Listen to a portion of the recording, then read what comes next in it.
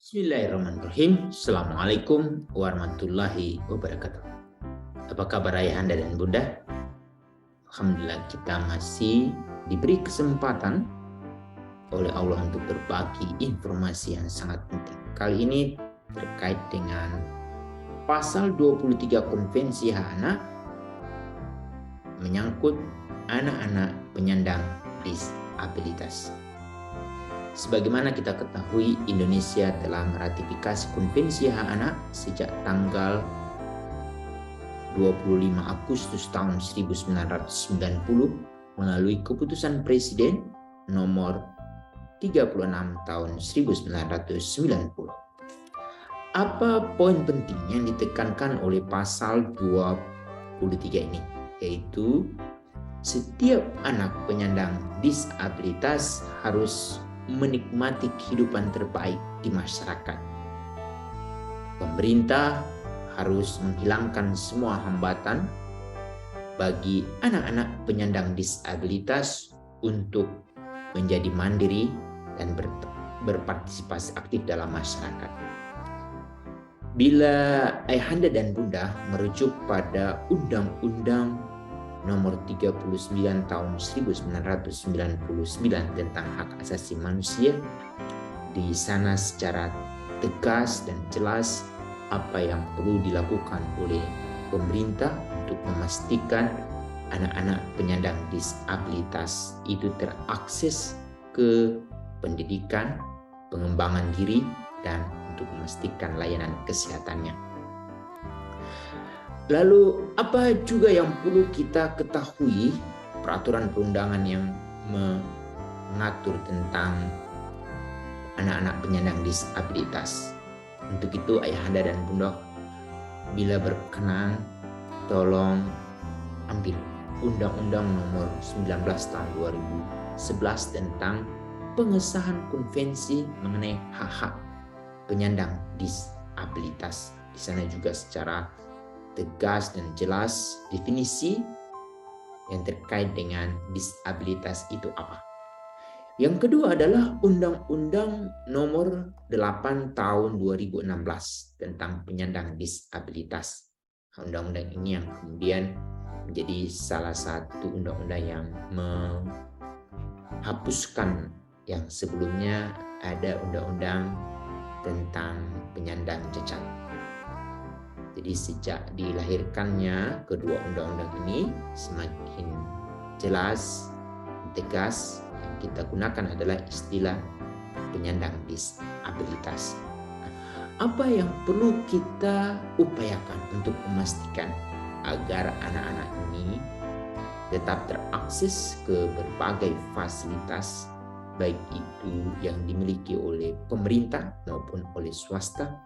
Pertama, harus selalu pastikan di fasilitas-fasilitas di mana anak dapat terakses, yaitu dengan menyediakan fasilitas parkir yang selalu berada di barisan utama. Itu yang pertama. Yang kedua adalah adanya tangga atau jalur yang dapat digunakan oleh mereka sebagai penyandang disabilitas.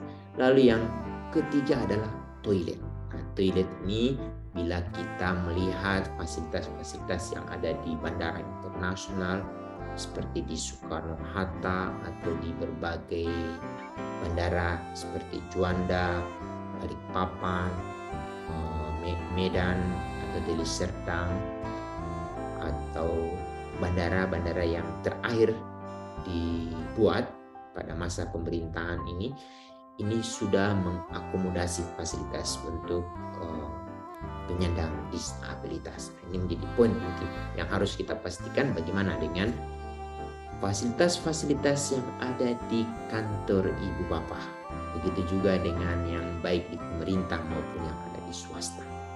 Itu yang menjadi poin penting, selain di fasilitas-fasilitas umum lainnya, sehingga anak-anak penyandang disabilitas ini benar-benar mereka dapat menikmati fasilitas-fasilitas yang ada. Itu yang pertama. Yang kedua adalah bagaimana mereka terpastikan terakses ke layanan pendidikan.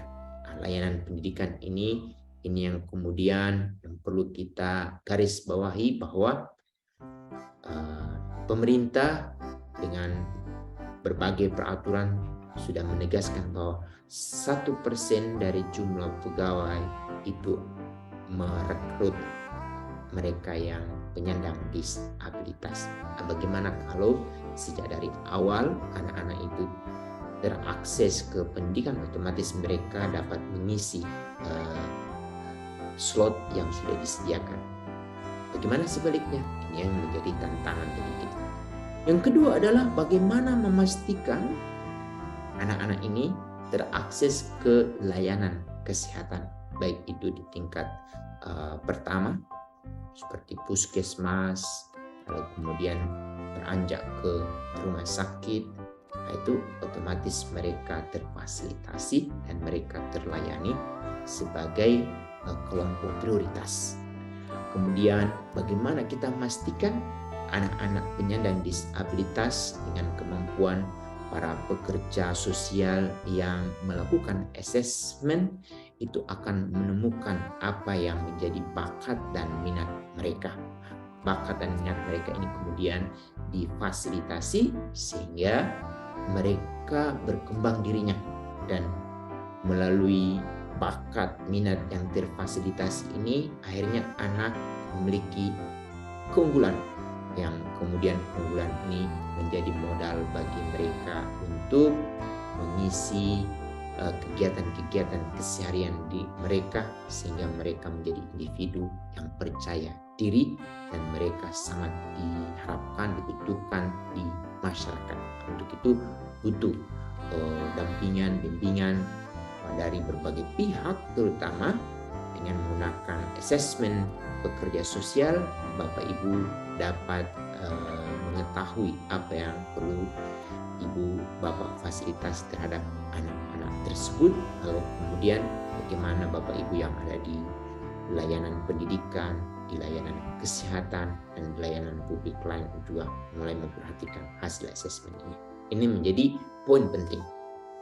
Kemudian yang ketiga, Bapak Ibu, ini yang menjadi poin penting terkait dengan penguatan kesadaran, terutama bagi ayah ibu yang memiliki anak penyandang disabilitas.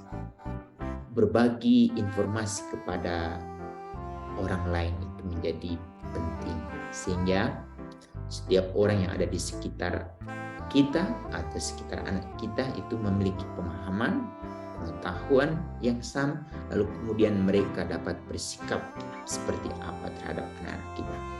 Dengan catatan penting adalah setiap orang-orang yang ada di sekitar kita itu diberi penjelasan secara detail apa yang mereka perlu perbuat. Jangan kita menganggap diri kita, orang-orang di sekitar kita sudah mengetahui tentang anak kita. Kita perlu menjelaskan kepada mereka dari hati ke hati, sehingga mereka dengan pengetahuan, lalu mereka memiliki keterampilan, dan yang paling penting adalah sikap non-diskriminasi itu lahir dari diri mereka, sehingga anak-anak kita itu dapat menyatu dengan teman-teman mereka, dan otomatis mereka dapat beraktivitas bagaimana yang kita kehendaki bersama. Untuk itu peran orang tua menjadi penting.